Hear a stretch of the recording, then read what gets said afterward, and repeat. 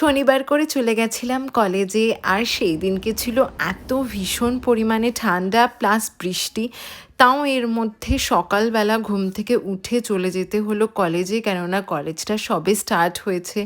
তো এর মধ্যে কলেজ গিয়ে আমরা ক্লাস করা শুরু করলাম। আর ক্লাস শুরু হওয়ার আগেই আমাদের টিফিন পিরিয়ড শুরু হয়ে গেল। আমরা একদম টিফিন পিরিয়ড অবধি অপেক্ষা করিইনি। আর তারপরে তো ক্লাস চলছিল, আর ক্লাস চলাকালীনই আমাদের ভীষণ ঘুম পেয়ে যায়, এটা একদম সত্যি কথা। আর তারপরে ক্লাস শেষ হলো আর ফিরে এলাম। আর এই আসার সময় স্টেশন থেকে একটু চা খেয়ে নিলাম, আর এই ট্রেনে উঠে এই বাদাম খাজাটা খেলাম। এটা খেতে ভীষণ ভালো লাগে। আর তোমরা যারা এখনও আমার ইউটিউব চ্যানেলটা সাবস্ক্রাইব করোনি তারা প্লিজ সাবস্ক্রাইব করে দিও।